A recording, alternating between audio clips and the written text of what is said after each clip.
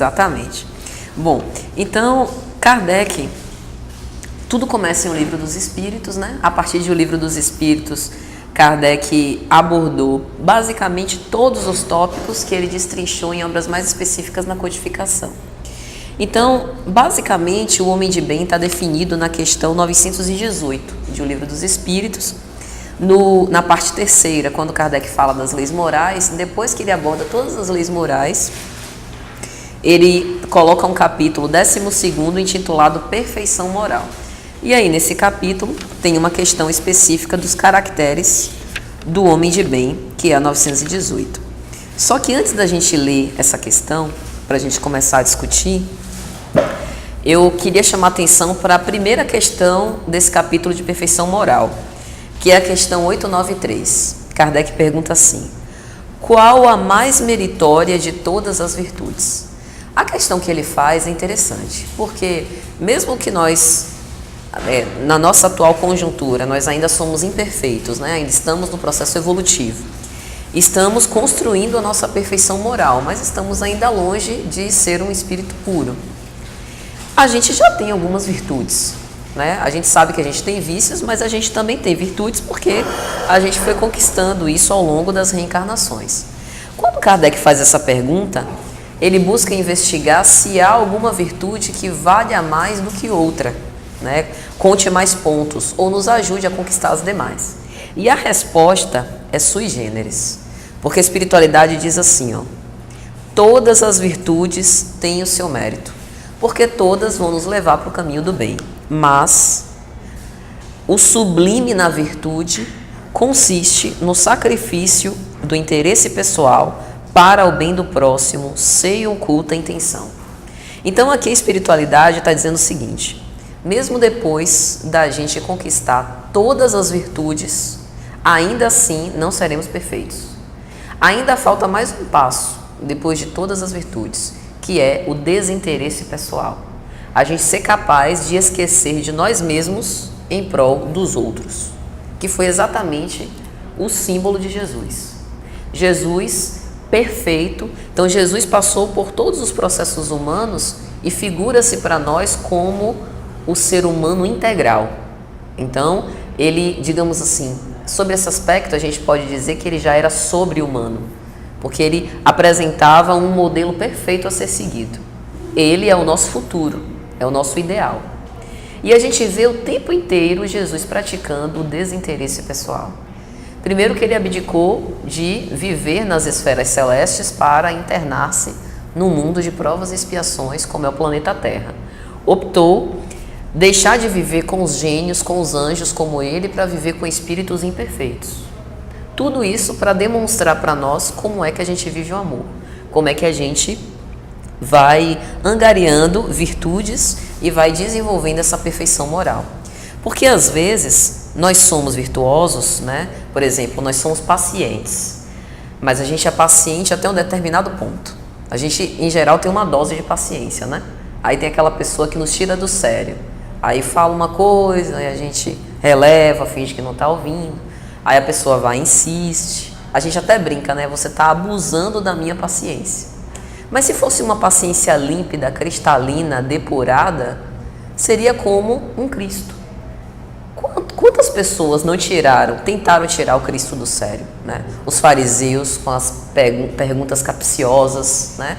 Tentando tentá-lo, tentando fazer com que ele se contradissesse em relação à lei. E ele em momento algum perdeu a serenidade, imperturbável. O que é isso? Uma virtude autêntica de paciência. Uma virtude autêntica de paciência. Então, quando a gente alcança a virtude no seu mais elevado grau, é assim. Então, a gente ainda está no processo, a gente ainda está ensaiando. E aí, nessa questão 918, Kardec vai definir por que sinais se pode reconhecer no homem o progresso real que deve elevar o seu espírito na hierarquia espírita. Porque cabe uma pergunta: se a gente tem virtudes pela metade, vamos dizer assim, como é que a gente sabe de verdade aquela virtude que eu já conquistei? E às vezes a gente vence num teste isolado, mas aí vem uma prova um pouquinho mais difícil logo depois. O que é isso? Quer dizer, eu conquistei e perdi? Não, na verdade eu nunca tive. Precisa melhorar. Achei que já tinha alcançado aquele patamar excelente, mas é porque o teste não havia sido desafiador o suficiente para me testar. E assim, quando a espiritualidade coloca aqui, né, os caracteres, quando ele responde a Kardec, eles dizem: o espírito prova sua elevação quando todos os atos de sua vida corporal são a prática da lei de Deus e quando compreende por antecipação a vida espiritual. Compreender por antecipação a vida espiritual é fácil, a gente já compreende, né? A gente crê na vida após a morte. Mesmo que a gente não teve lá, voltou e se lembra. A gente provavelmente esteve lá e voltou, mas não se lembra. Mas a gente crê na vida espiritual, que é a verdadeira vida, embora não tenha essa lembrança vívida. Então isso já seria motivo suficiente para estimular a gente a viver pelo caminho do bem, pela porta estreita, cumprindo os ensinamentos de Deus. Porque pense bem, a gente tem a primeira revelação, Lei de Moisés. A gente tem a segunda revelação, o Evangelho de Jesus. Temos a terceira revelação, revelação espírita. Então, instrumentos para nos equipar, para entender a realidade espiritual, a gente tem suficiente. Só que o grande desafio é a prática. Dizer que todos os atos da vida corporal são a prática da lei de Deus é algo bastante significativo. Significa não deslizar, não falir. E é por isso que o homem de bem é o modelo perfeito. Porque Jesus puro era infalível. Ele tinha uma superioridade moral absoluta sobre a terra. Ele, embora os fariseus e outros espíritos tentassem tentá-lo, jamais ele delinquiria, porque ele passou por todas as provas e venceu. Nós ainda não chegamos nesse patamar. A gente ainda é falível em muitos aspectos. Mas qual é o consolo? O consolo é que a gente já sabe qual é o objetivo. Agora, a gente precisa se esforçar para se aproximar desse objetivo. Então, o homem de bem define uma métrica. O que do Evangelho, como um todo, que o Evangelho é essa mensagem ampla, né? Essa mensagem de você viver completamente a lei de Deus na prática. O que desse Evangelho mais amplo a gente já consegue viver na prática? Eu já consigo amar o meu inimigo como Cristo apregoou? Se eu ainda não consigo amá-lo como ele, no caso de, por exemplo, Judas que o traiu, ele em momento algum segregou Judas. Ó Judas, mantenha uma distância de segurança de mim. Não quero muito contato com você, não. Ele convivia e amava Judas como amava sua mãe, como amava João Evangelista.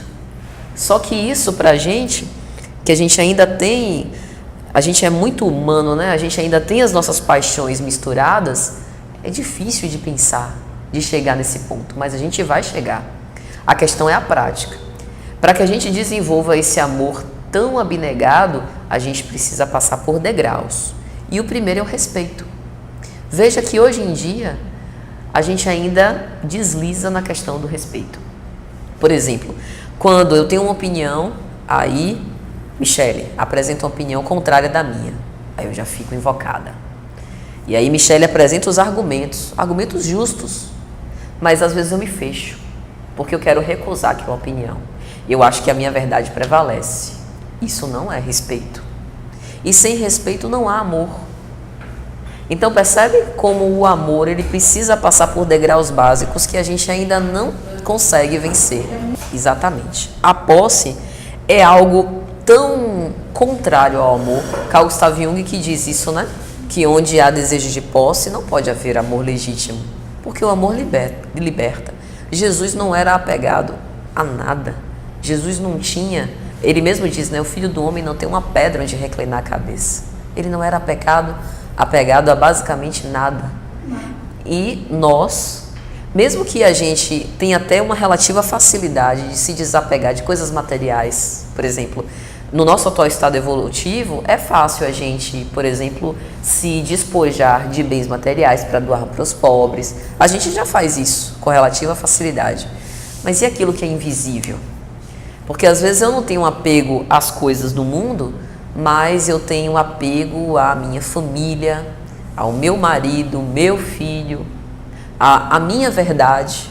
Numa discussão, né, se eu rechaço a opinião do outro, mesmo que seja uma opinião válida, É porque, na verdade, eu tenho um apego à minha verdade, à minha posição perante aquele assunto. Isso é um tipo de apego. E quanto mais a gente se apega a essas coisas, mais difícil, mais longe a gente fica da perfeição moral.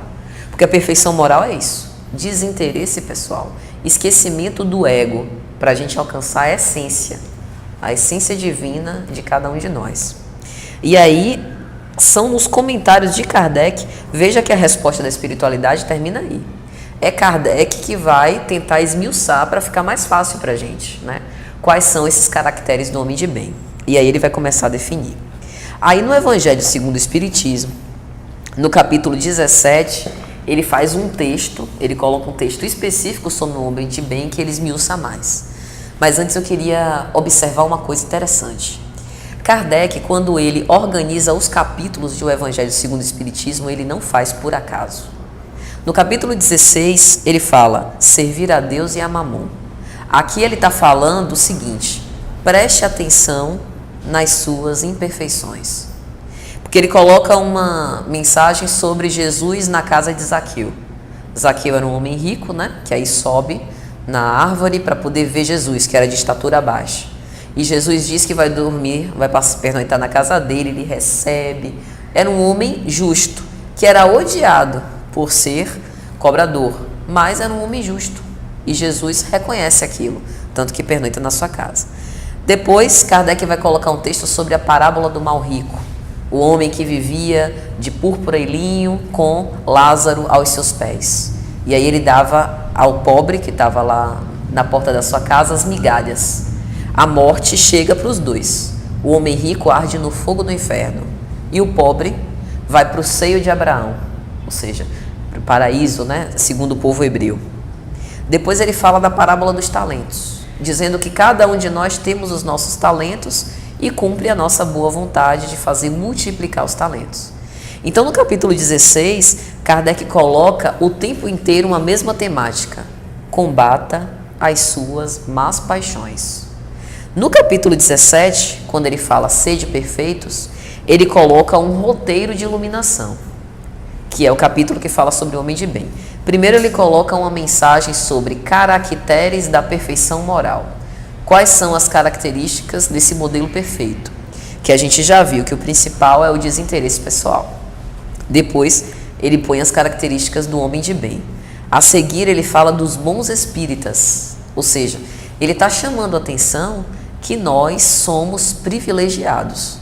Porque como nós temos essa crença na imortalidade da alma, a gente já tem uma facilidade maior de se incentivar para poder colocar essas ações em prática. Porque se a gente sabe que a vida continua, a gente sabe que o investimento que a gente fizer agora para o nosso aprimoramento moral, a gente vai colher esses frutos mais tarde, a gente vai estar num lugar melhor. E depois ele fala sobre a parábola do semeador. Então, no capítulo 16, ele lança o alerta, combata suas más paixões. No capítulo 17, ele dá o roteiro para você fazer esse combate, você tem que seguir por esse caminho. E no capítulo 18, muitos os chamados e poucos os escolhidos, ele faz mais uma vez esse apelo para a reforma íntima. Então veja que esses capítulos eles não estão ao acaso, eles estão numa sequência lógica para que a gente se estimule a essa perfeição. E aí então a gente vai analisar primeiro, né, um dos pontos que ele coloca nesse capítulo 17. Ele vai dizer assim: o grau de perfeição está na razão direta da extensão do amor ao próximo. Boa tarde. Porque a gente poderia pensar, como assim perfeição moral? Deus é perfeito, ele é a perfeição. A gente pode alcançar a perfeição como Deus? É a perfeição relativa que é dada ao homem, cujo modelo é o Cristo. E aí, quando Kardec diz que o grau de perfeição está na razão direta da extensão ao amor ao próximo, o que ele está querendo dizer? Se você quer saber quão perfeito você já é, analise como que está a sua relação com o outro.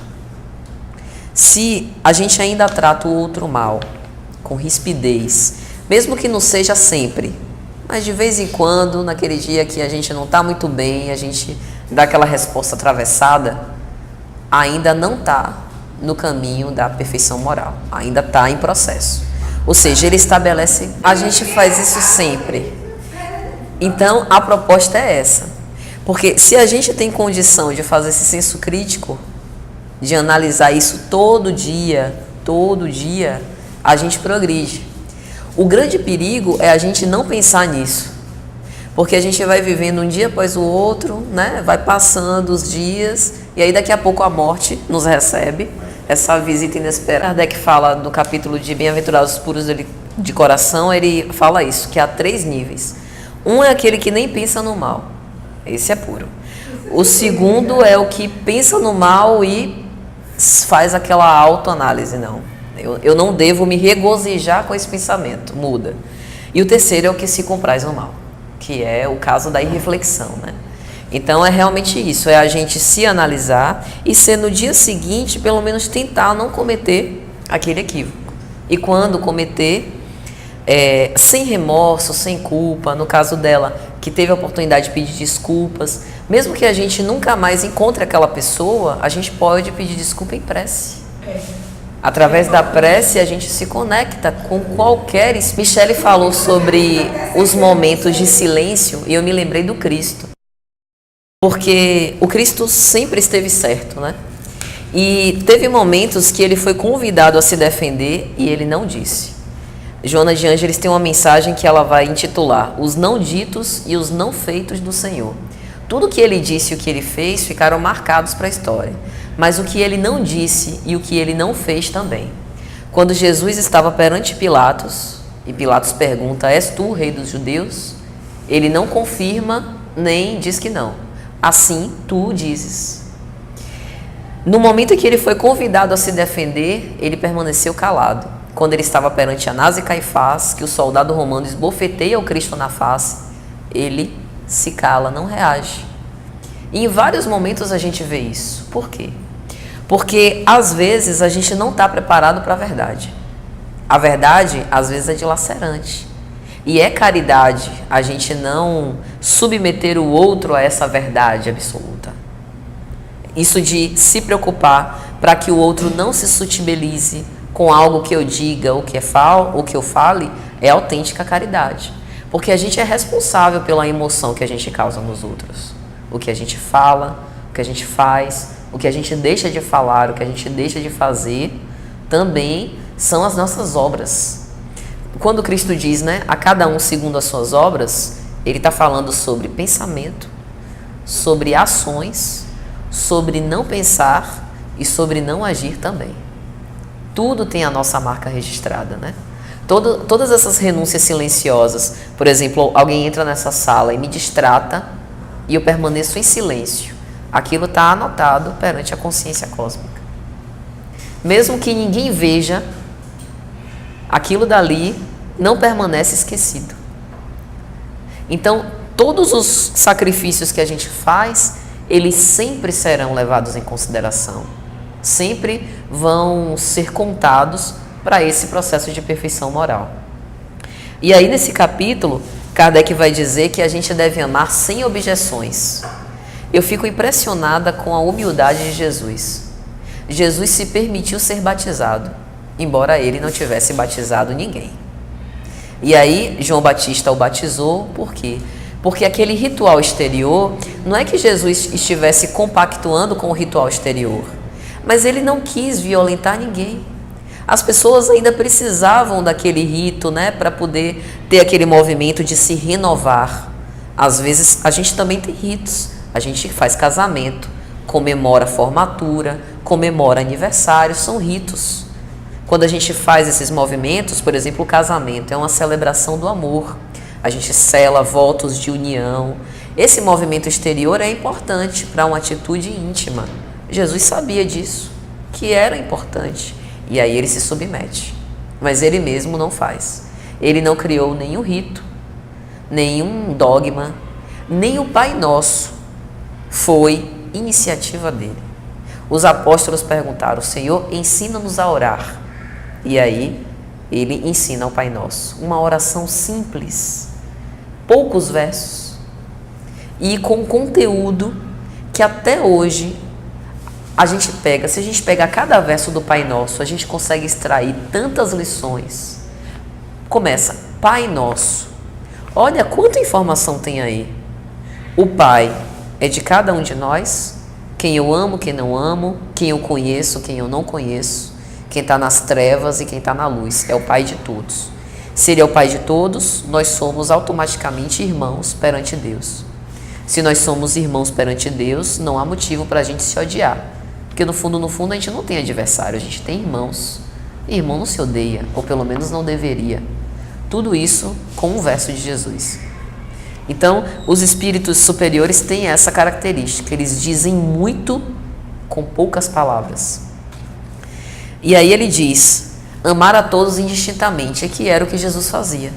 Ele amava a sua mãe Maria Santíssima, amava Judas Iscariotes, amava os fariseus, tanto que tinha paciência para conversar com eles. Quando ele recebe Nicodemos, Senhor, eu estudo a lei de Moisés há muitos anos da minha vida, mas eu não consigo entender o que é o reino dos céus. E Jesus, com a máxima paciência, em verdade eu vos digo que aquele que não nascer de novo não poderá ver o reino dos céus. E Nicodemos continua sem entender. E aí ele fala, em verdade eu vos digo que aquele que não renascer pela água e pelo Espírito não poderá entrar no reino dos céus. E Nicodemos continua sem entender. Mas, Senhor, será possível que eu tenha que entrar de novo, um homem velho, no ventre da minha mãe?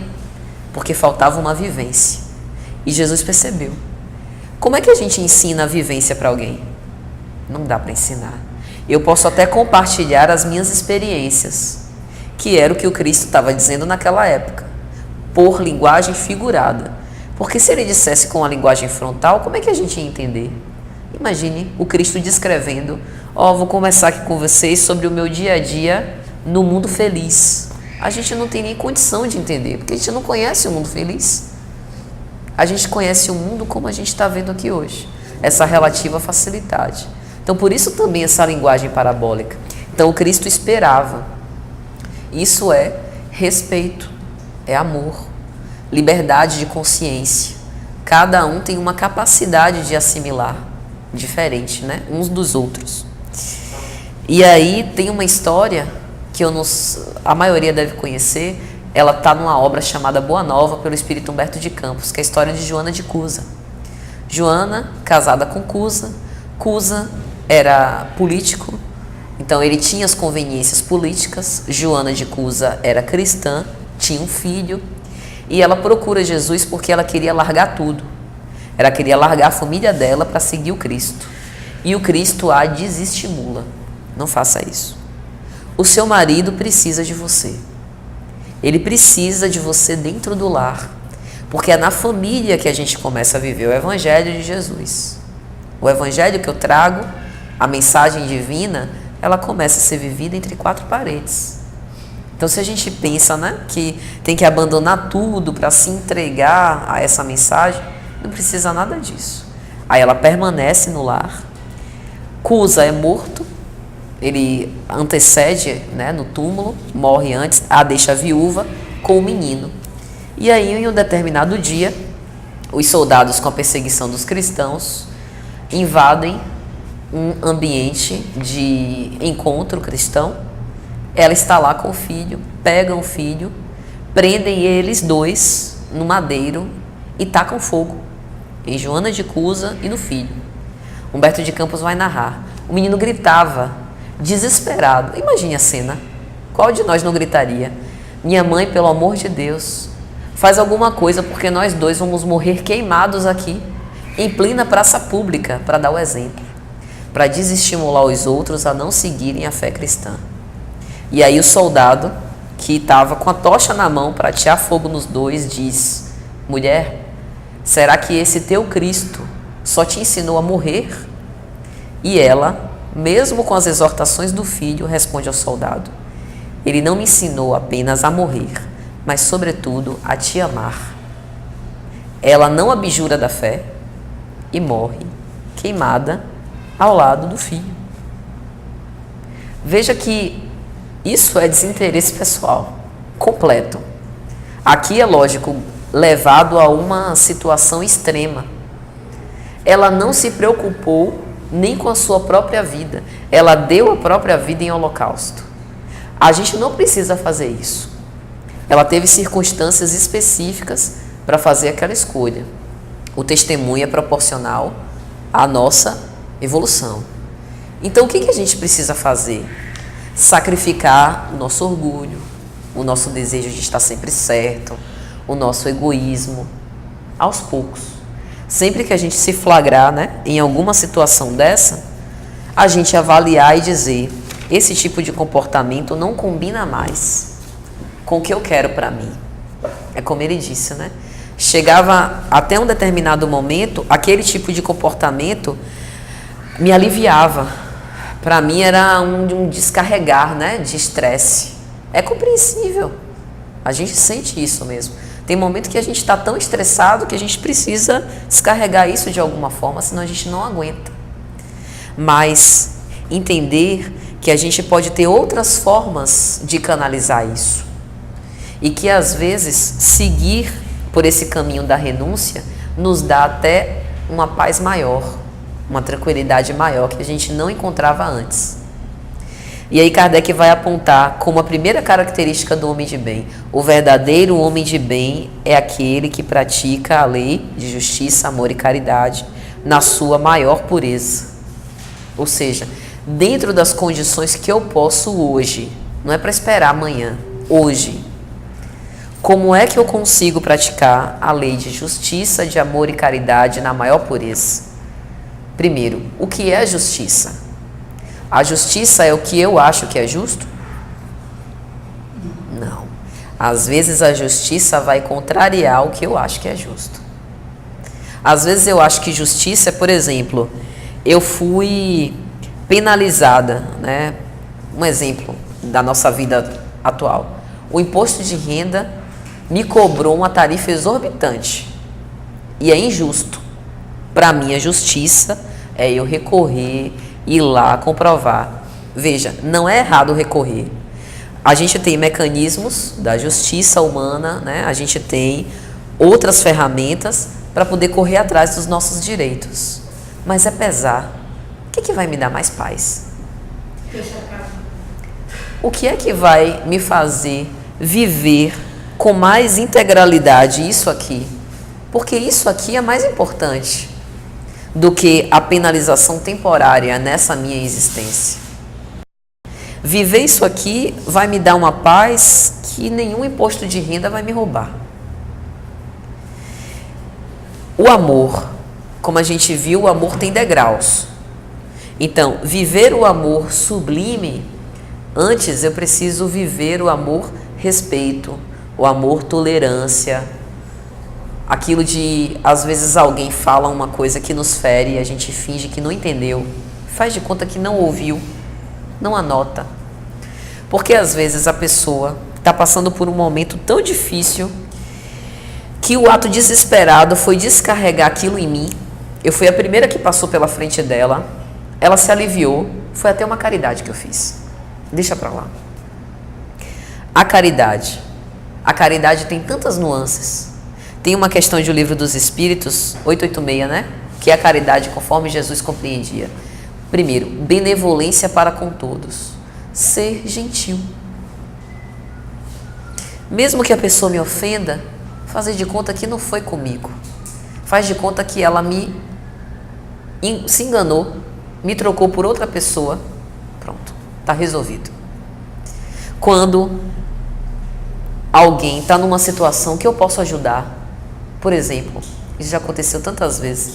Às vezes uma pessoa está na frente de você, numa fila do supermercado. Sabe quando você está com o dinheiro contado e às vezes tem uma diferença de centavos? Às vezes você até fazer um mimo não te custa nada, é algo irrisório e vai deixar a pessoa tão satisfeita. Elogiar as pessoas, elogio autêntico. Poxa, mas você desenvolveu esse trabalho tão bem. Parabéns pelo seu empenho e pela sua dedicação. Muda a vida da pessoa, muda o dia da pessoa. Então, um bom dia. Olhar nos olhos. Ontem mesmo aqui nessa casa eu falei, né? Um médico, ele recebe o mesmo valor no final do mês se ele tratar as pessoas com carinho ou não. Para ele, um paciente, durante um dia, vamos supor que ele atenda 20, 30 pacientes no dia, aquele paciente é só mais um.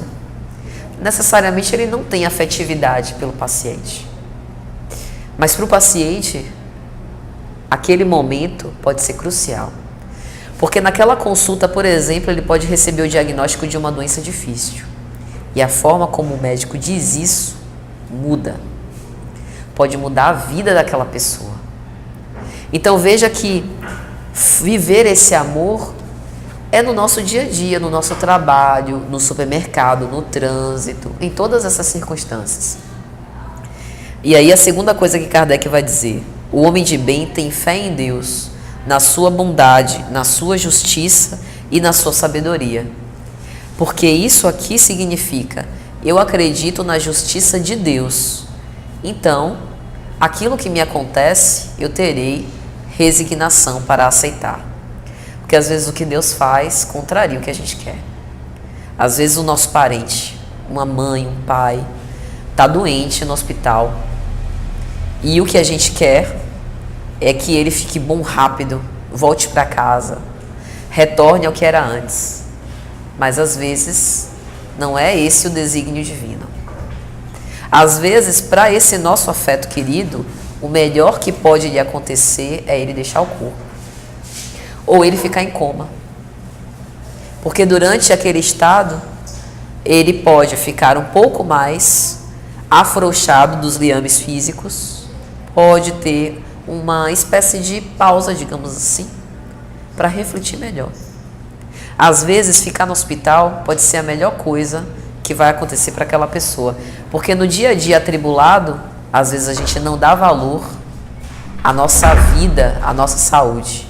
Quando a gente fica no hospital, que valor que a gente dá à rotina. No dia a dia, às vezes a gente reclama, né? O despertador toca, como eu queria ficar na cama. Aí vem a doença, a gente fica na cama o dia todo. Então são nessas circunstâncias que a gente dá valor que a gente tem. Então, às vezes Deus vai contrariar o que a gente quer, mas sempre será para o nosso bem.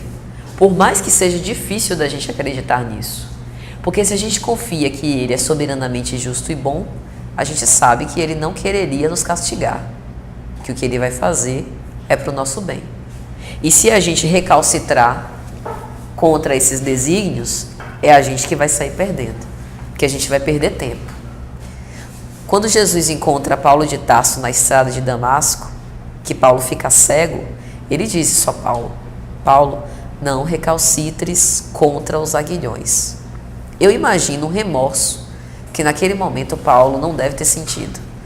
Quando ele vê o Messias brilhante, aquela luz que o cegou, e aí ele deve ter pensado: meu Deus, eu estive errado esse tempo inteiro, que besteira que eu fiz. Outras pessoas no lugar dele provavelmente cometeriam suicídio. Tamanha culpa ele enfrentou. Mesmo com tanta delinquência, ele se encheu de bom ânimo. De agora em diante, eu serei diferente. E aí converteu a sua vida inteira a partir daquele momento para ser o maior propagador do Evangelho de todos os tempos. A gente também tem essa oportunidade. Nós não somos assassinos sanguinários como ele foi. A gente cometeu os nossos deslizes, mas a gente tem o esquecimento do passado, já acertou em algumas coisas, tem algum crédito. Então a gente pode agora andar pelo caminho do bem para multiplicar ainda mais esse crédito. Quando Paulo entra em Damasco, que Ananias recupera ele da cegueira, por que ele escolhe Paulo para ser esse maior propagador do Evangelho? Esse potencial. Mas não era só o conhecimento, porque os doutores da lei também tinham conhecimento. Mas ele tinha amor. Ele tinha o amor, é isso.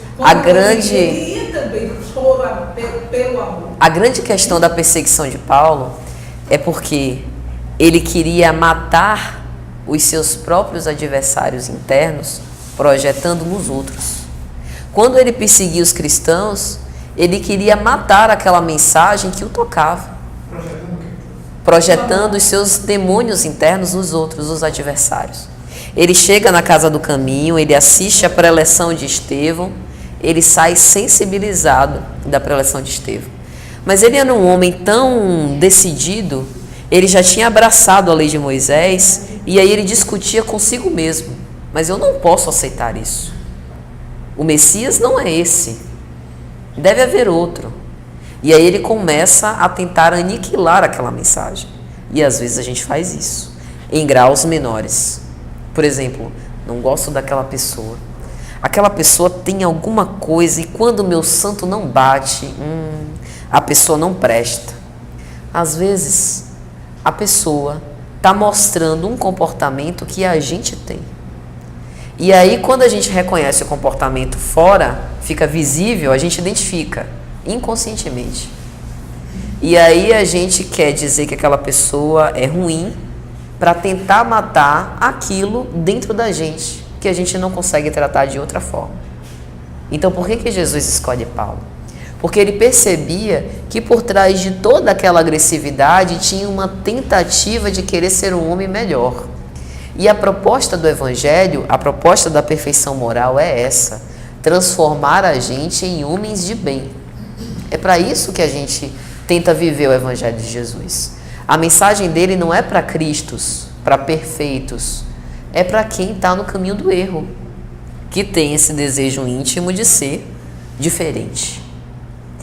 E aí Kardec vai colocar mais na frente: o homem de bem aceita as vicissitudes sem murmurar. Será que a gente reclama do que acontece? Do calor, do dinheiro pouco, da doença, tá gripado, toda hora eu tô gripado, da tristeza. Nós estamos sendo, desde a época de Jesus, nós recebemos influências, porque nós somos antenas psíquicas. O tempo todo a gente está se conectando com os encarnados e com os desencarnados. E nesse tempo atual que a gente vive, mais ainda. Porque em qualquer processo de transição, a coisa vai piorando aparentemente para depois corrigir. Então a gente recebe as influências negativas. A gente tem as imperfeições. A atração é fatal. É como Emmanuel tem uma mensagem que ele chama de situações magnéticas. Às vezes a gente está querendo fugir de determinados tipos de pessoas, determinadas situações viciosas, né? Por exemplo, um exemplo, né? Se eu tinha um vício no álcool, aí eu fico tentando me afastar daqueles amigos que ficavam me chamando para beber, mas parece que tem uma coisa que vai me perseguindo, aonde eu vou tem isso. Aí aparecem os convites para ver se eu já estou com a resolução suficiente. Se a resolução está no molde de Paulo de Tarso, ou ainda está uma resolução mais ou menos fraca. Por que isso acontece? Porque essas situações externas têm ressonância ainda no meu mundo íntimo. Enquanto a gente ainda não consegue vencer essas más inclinações, a gente vai sendo mais ou menos suscetível. Então o que a gente tem que fazer? Vigilância. O tempo inteiro a gente precisa analisar o que a gente pensa, o que a gente faz. Mesmo que a gente não passe, senão a gente não vai trabalhar, né? Imagine, toda hora eu fico aqui quase numa neurose, né? Não, eu tenho que avaliar todos os meus atos. Que pelo menos no fim do dia a gente faça um balanço sobre aquilo de mais marcante que aconteceu no nosso dia, para avaliar, para não repetir no dia seguinte, para ser no dia seguinte um pouco melhor.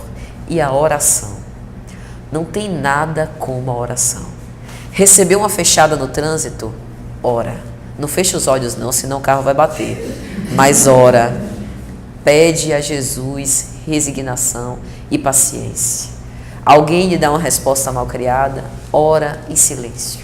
Não precisa nem falar nada, nem pensar palavras. Por quê? No Livro dos Espíritos, Kardec vai dizer: adorar a Deus é elevar os pensamentos a Deus. Só colocando Jesus em nossa tela mental, os bons espíritos, a imagem que a gente tem de Deus, a gente já se asserena. A grande questão que às vezes a gente entra na discussão é que a gente decide ficar naquela vibração mais baixa, da queixa, da revolta, e aí quando a gente vê, já está se estapeando com todo mundo. Então veja que nessa fase, o preço que nos é cobrado é caro. A vigilância e a oração. Joana de Ângeles tem uma mensagem que ela diz: orai com a mesma frequência com que te alimentas. Quantas vezes a gente faz refeição? Quantas vezes a gente ora? Será que está mais ou menos compatível a quantidade de vezes? Se não, a gente está orando pouco ou muito. Mas orar muito pode. Quanto mais a gente orar, mais a gente recebe essa fortaleza, porque a oração é alimento, alimento espiritual.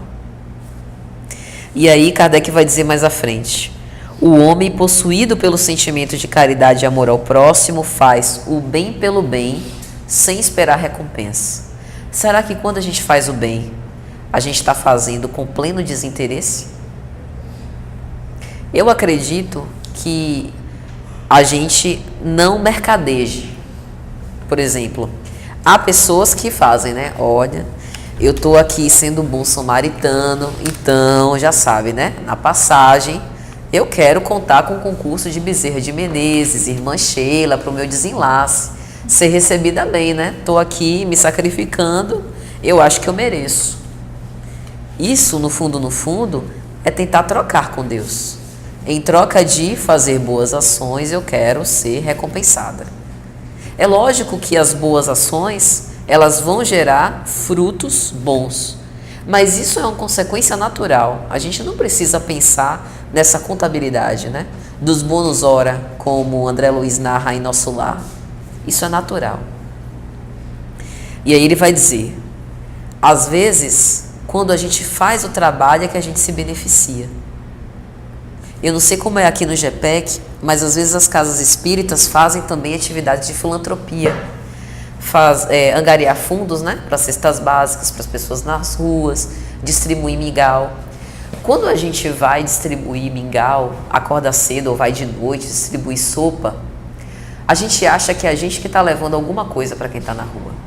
E no fundo a gente está, porque muitas vezes aquela pessoa está há dias sem comer. Eu não consigo nem imaginar o que é isso. A gente atrasa da hora de comer e já fica injuriado. Imagine uma pessoa dias sem comer. E mais, às vezes com outros vícios da droga para poder suportar aquela dor. E aí quando a gente vai levar qualquer coisa para a pessoa, que a gente adiciona amor, olha nos olhos, ou fala alguma coisa, Jesus te abençoe, a gente vê o olhar daquela pessoa se reacender. Entenda, não foi exatamente o prato de comida. O prato de comida muitas vezes é um pretexto para nos aproximar das pessoas. E aí ele percebe: poxa, essa pessoa acordou cedo para vir aqui, nesse local imundo onde eu estou, e eu não tenho nada para devolver a ela. Deus existe. Deus deve ter enviado essa pessoa. Sem querer, a gente funciona como instrumento. E aquela pessoa que às vezes nem tinha fé em Deus, ou já tinha perdido a fé em Deus, tinha desistido, Deus não se importa comigo, percebe a chama se reacender.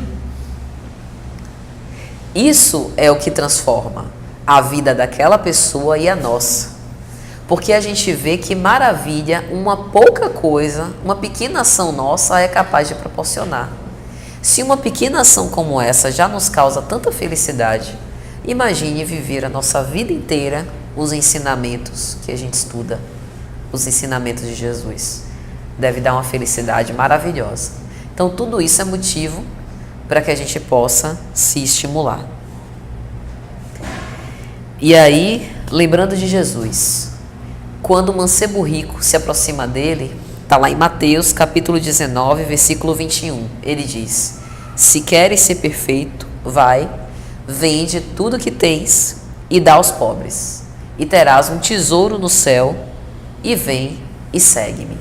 E o mancebo rico não aceita a proposta. Jesus aqui não está fazendo exatamente uma apologia à mendicância, que agora a gente venda tudo, as roupas, a câmera, a casa, o carro, vai viver na rua a pretexto de viver o evangelho. Não é bem isso que ele está querendo dizer. Mas para este caso, desse moço rico, as posses era o que ele tinha mais apego. Então a pergunta que a gente tem que se fazer é: em relação a que eu tenho mais apego?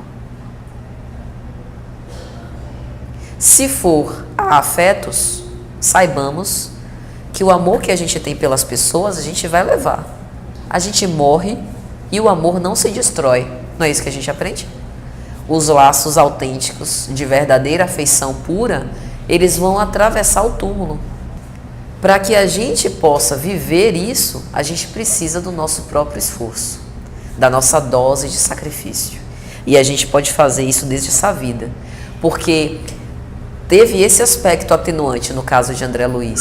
Ele não teve contato com essa revelação como a gente tem aqui. Ele passou muito tempo para se perceber. E isso acontece com muitos que desencarnam. Passam anos, às vezes décadas, séculos, para perceber a sua nova condição no mundo espiritual. E a gente, como já tem a crença na imortalidade da alma, a gente já está um pouco à frente. Porque a gente já sabe, pelo menos em teoria, aquilo que nos acontece. E através da literatura espírita, a gente vê os relatos das pessoas que nos antecederam.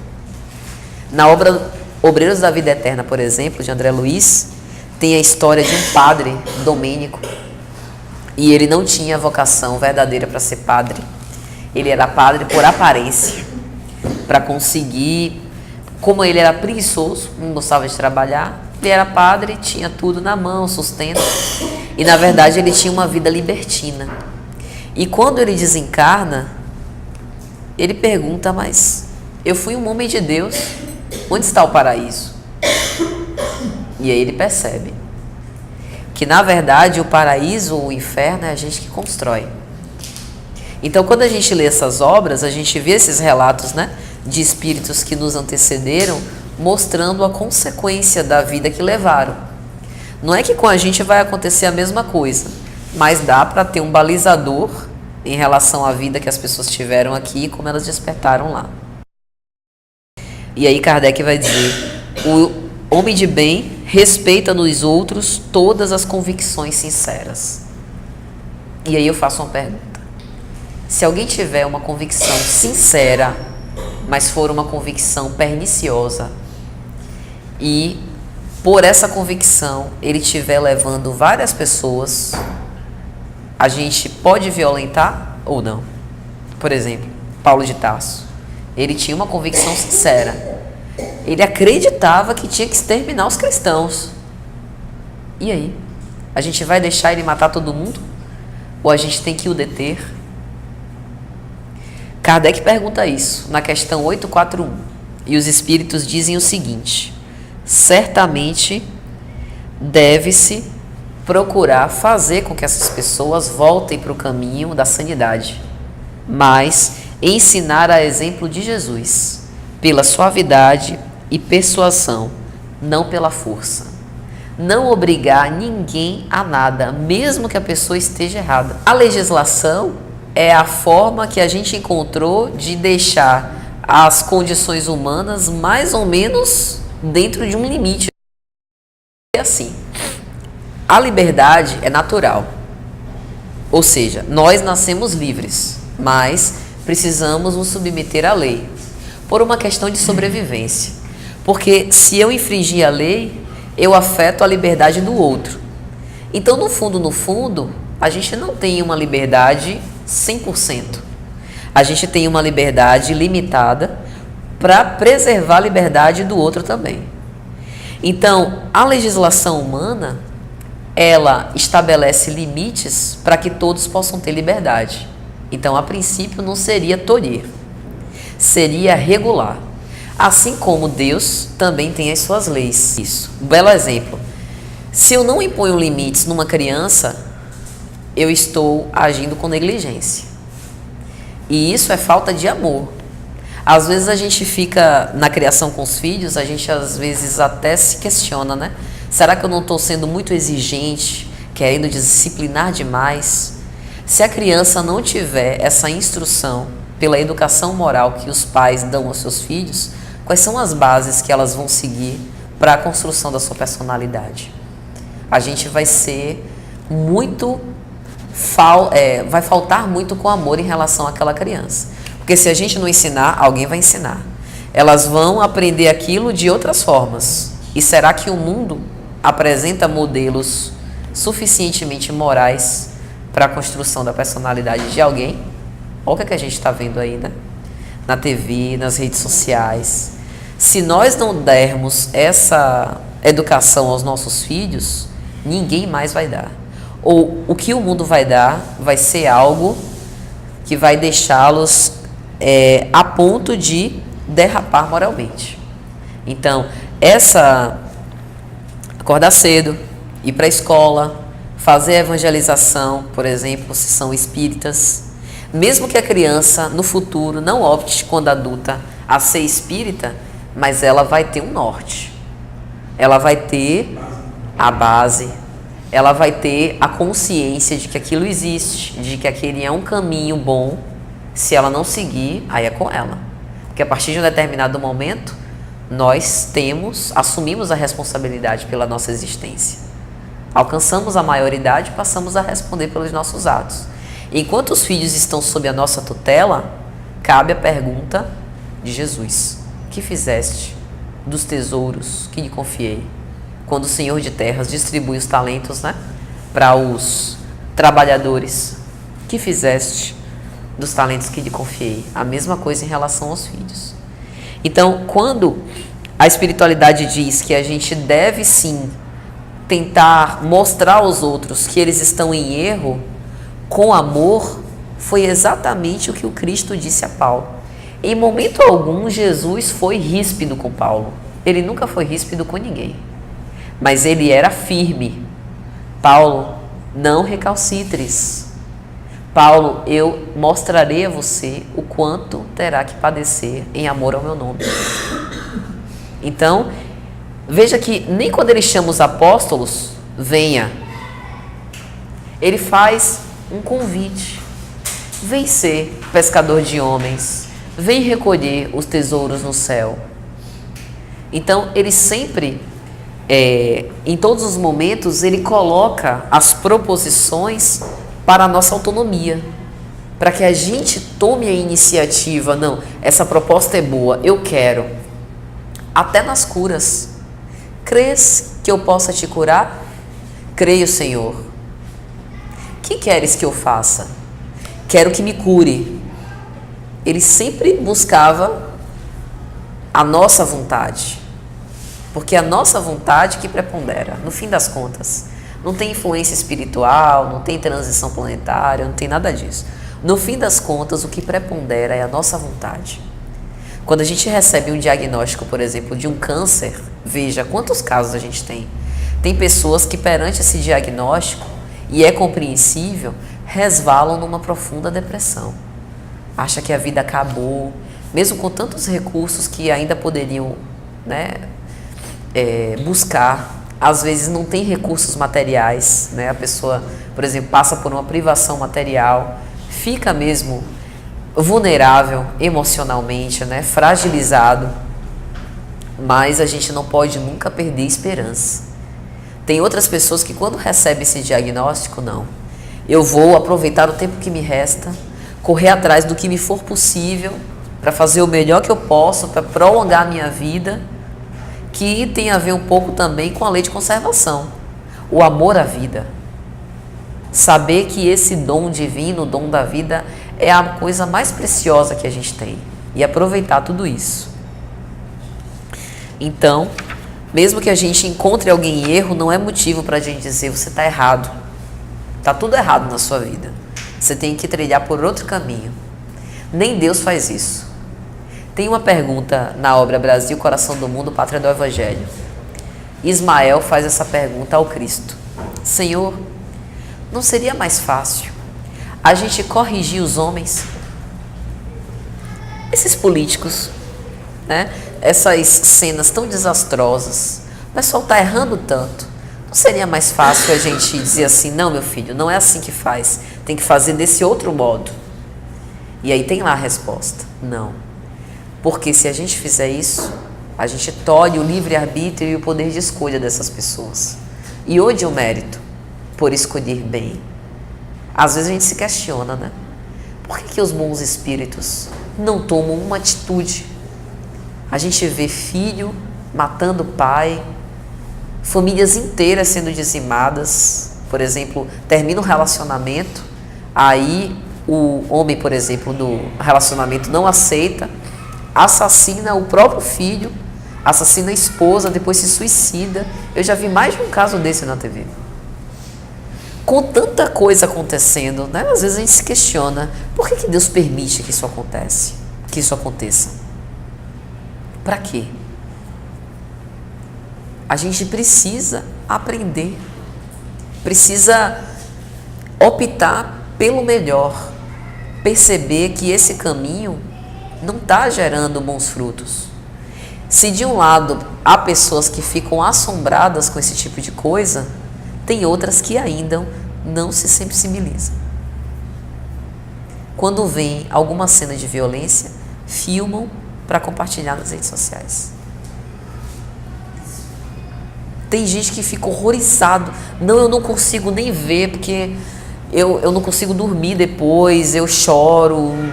Tem outras pessoas que ainda permanecem insensíveis. Para sensibilizá-las, às vezes é necessário que o mal atinja o fundo do poço para a gente se saturar.